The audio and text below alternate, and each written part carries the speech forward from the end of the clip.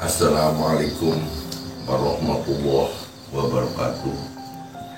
Pada kesempatan malam hari ini saya ingin menjelaskan tentang ilmu makrifat atau hakikat makrifat.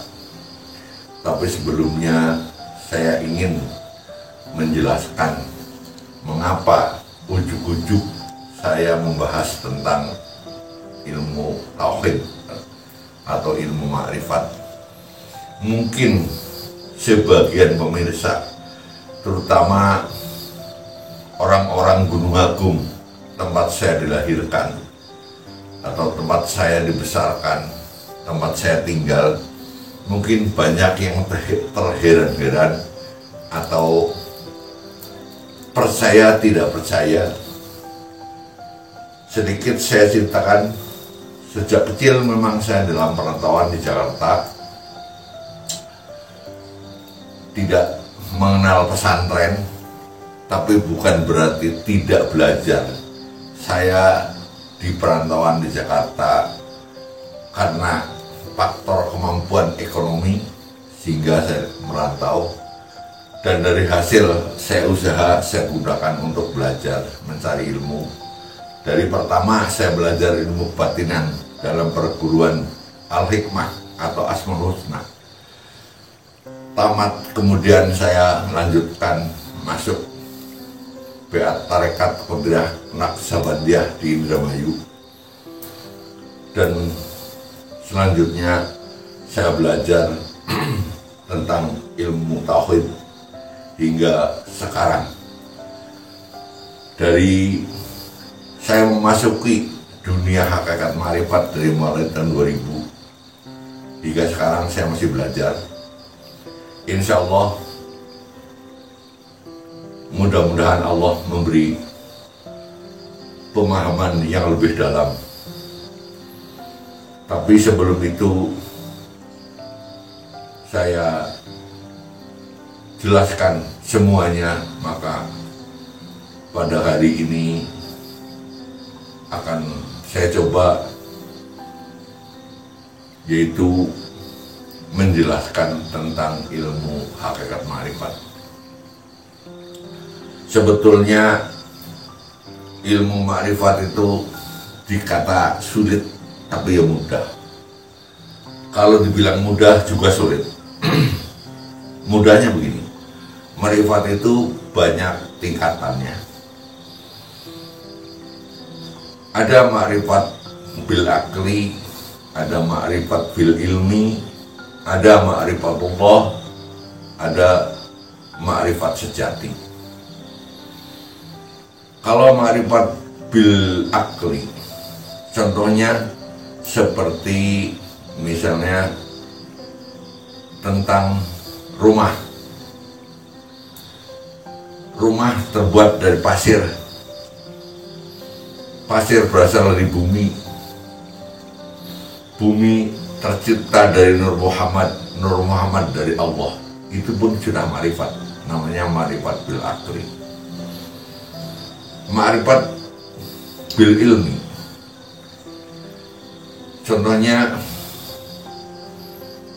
diri kita manusia tercipta dari air mani atau air sulbi. Air sulbi berasal dari saripati makanan yang dimakan oleh orang tua kita. Makanan itu berasal dari tumbuh-tumbuhan itu berasal dari bumi juga dari Nur Muhammad dari Allah. Itu namanya makrifat bil ilmi. Apabila kalau kita memahami, menyadari tentang makrifat, sangatlah mudah untuk dimengerti. Dulu ketika saya ingin memasuki dunia makrifat, memang saya sedikit takut karena banyak sekali yang mengatakan apabila orang belajar hakikat makrifat, terutama membahas tentang sifat 20, nanti bisa gila katanya. Banyak sekali yang mengatakan itu. Tapi saya bertekad, sebab saya punya pedoman Jawa yang namanya yen dia Jawani-wani, yen wani aja budi. Ini pedoman Jawa. Maka itu saya mencoba untuk mempelajari. Alhamdulillah sampai sekarang saya belum gila, masih waras lah.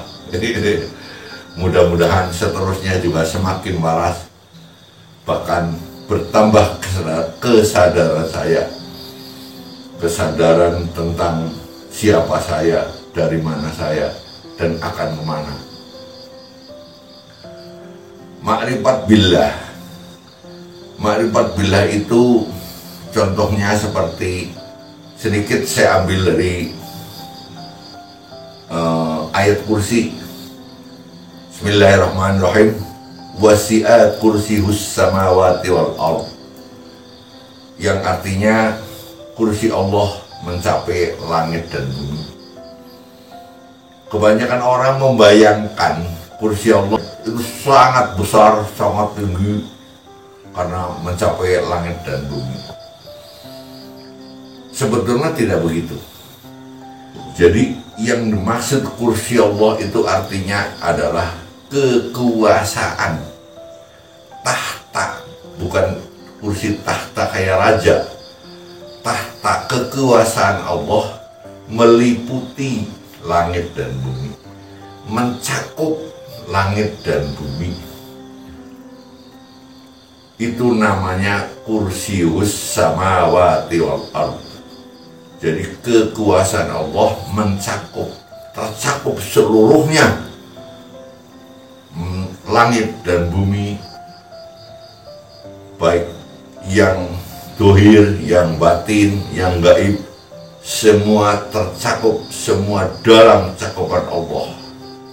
Maka dikatakan oleh para ulama bahwa Allah lebih dekat daripada urat nadi kita. Tapi bukan berarti Allah di sini. Itu pun harus dipahami. Karena sesungguhnya Allah itu adalah zat maha agung, zat agung, atau lebih tepat disebutkan oleh Rasulullah SAW, zat laisa kamislihi syai'un, zat yang tidak ada apa-apanya. Bukan nggak ada apa-apa, artinya saking sulitnya disebut, saking sulitnya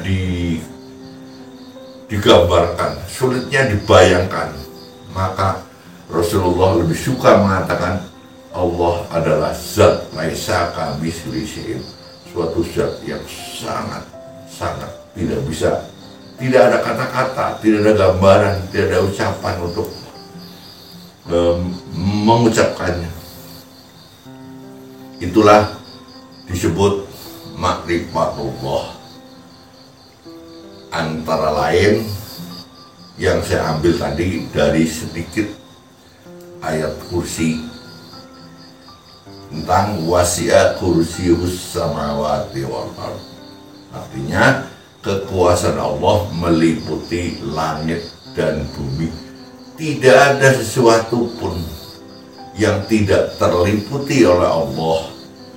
Bahkan di dalam syariat dikatakan tidak ada satu lembar pun daun jatuh yang lepas dari pengawasan Allah. Maksudnya, kenapa? Karena Allah adalah meliputi, mencakup,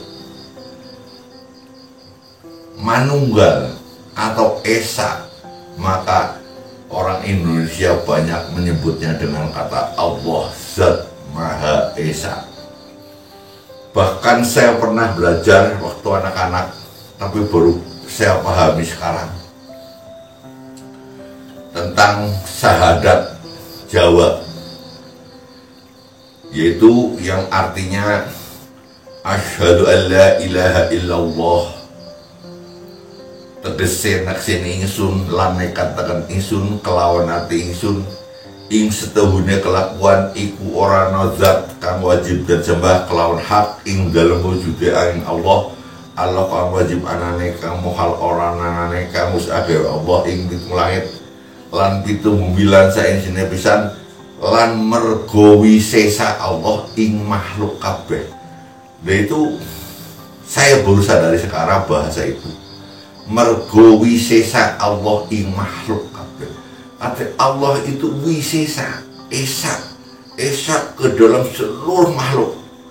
Tidak ada makhluk yang hidup terpisah dari keesaan Allah. Karena esa itu artinya tunggal dan manunggal. Wujudnya apa? Wujudnya itu hidup. Allah itu hidupnya seluruh alam, seluruh isi alam, seluruh makhluk.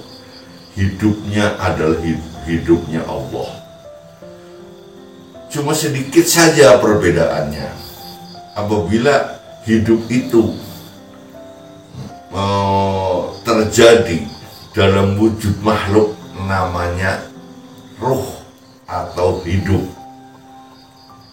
Tapi hidup di dalam diri Allah sendiri namanya maha hidup. Itu hidup. Jadi maha itu artinya bukan besar. Maha itu artinya yang bisa hidup dan menghidupkan, yang bisa wujud dan mewujudkan, dan maha mencipta dan menciptakan, yang maha ada dan mengadakan. Itulah disebut maha. Maha ada karena Allah ada dan bisa mengadakan. Ada apanya? Ada wujudnya. Dibahas sedikit di dalam sifat 20 wujud kidam bako mukhalafatul lil hawadis. Wujud itu artinya ada wujudnya, ada. Tapi tidak seperti wujud kita, makhluk tentu saja. Kidam itu terdahulu, bako itu abadi. Jadi Allah itu ada dan terdahulu, abadi. Allah itu ada sebelum kata ada itu ada. Allah sudah ada, sudah berwujud. Cuma saja tidak bisa dilihat dengan mata dohir tentu saja. Kita perlu proses untuk bermeditasi, mengaji roso, dan sebagainya. Seperti kalau kita mengaji juga tidak cukup hanya membaca dan mengerti, tapi harus lebih mendalam. Artinya mengaji, mengerti, mengkaji, dan menguji diri. Tentu saja menguji diri dengan apa yang kita baca. Begitu cara belajar mengenal makrifatullah. Sebab memang Allah itu sangatlah dekat dengan makhluknya. Itu Allah itu esa. Esa itu kalau di bahasa Indonesia kan artinya tunggal. Tunggal dan manunggal. Kalau kata Gus Muhlason itu pernah dibahas di dalam surat Al-Ikhlas. Qul katakanlah, huwa itu urip, kata Gus Muhlason. Qul huwa Allah. Qul katakan, huwa itu urip Allah. Qul huwa Allah. Huwa itu urip Allah. Hu ahad. Ahad itu tunggal, satu, tidak ada duanya. Tapi kenapa di dalam syariat orang tidak menyadari? Karena kalimat huwa itu tidak diberi makna di dalam arti secara syariat. Jadi yang diartikan hanya qul katakanlah Allah itu satu. Huwanya tidak diberi mana. Huwa itu artinya urip, hidup, hidup untuk kita semua. Allah itu hidup, Allah itu hidup, Allah itu ada, maha hidup dan akan menghidupkan, hidup dan menghidupkan kepada seluruh umat, seluruh makhluknya. Jadi Allah itu meliputi seluruh alam. Allah tidak perlu pelantara, tidak perlu wakil karena Esa. Allah bukan ada di arah sana yang sangat jauh sebagaimana diceritakan dalam Isra Mi'raj. Isra Mi'raj bukan berarti salah Isra Mi'raj itu, tapi Isra Mi'raj itu sangat kebenarannya cuman pemahaman orang yang menjelaskan tentang aras itu menghayal, terbang sangat jauh sekali, sehingga Allah jadi seolah-olah jauh. Allah ingin bicara dengan manusia harus melalui perantara malaikat Jibril pulang balik setiap hari memberi wahyu. Jadi seolah Tuhan itu jauh. Saya setelah belajar ma'rifat, oh ternyata pemahaman itu kurang pas. Tapi bukan salah ya, sekali lagi saya tidak menyalahkan, cuma kurang pas karena memang perlu pendalaman yang sangat. Itu namanya pemahaman tentang ma'rifat. Kalau yang Tuhannya jauh itu agama lain. Kalau agama lain ya dewa ada di surga loka. Kalau ingin berhubungan dengan manusia harus melalui dewa-dewa bawahan. Begitu. Kalau Allah tidak. Allah itu meliputi seluruh alam, tunggal dan manunggal, atau Esa, Allah Zat Maha Esa. Jadi sangat jelas sebetulnya di dalam surat Al-Ikhlas, Qul huwallahu ahad, Allahus somad, lam yalid walam yulad walam yakul lahu kufuwan ahad. Demikian penjelasan sedikit tentang ma'rifat. Tentang Al-Ikhlas tidak saya maknani karena semua orang juga tahu artinya, tidak perlu dibahas. Semoga menjadi inspirasi, pemahaman, menghilangkan salah paham tentang diri saya, terutama bukan saya menyombongkan diri, tapi saya sekedar menjelaskan saya bisa mengerti ma'rifat bukan ujug-ujug, tapi saya belajar berpuluh tahun. Mengapa saya bicara demikian? Karena saya dengar banyak sekali yang meremehkan karena saya tidak pesantren. Tapi ingat, ilmu Allah bukan hanya pesantren tempatnya. Alam, ilmu, ulama, alim. Alam adalah sarana menuntut ilmu hingga menjadi ulama dan dapat mengamalkan. Itu pedoman yang saya pakai. Wabillahi taufiq wal hidayah. Assalamualaikum warahmatullahi wabarakatuh.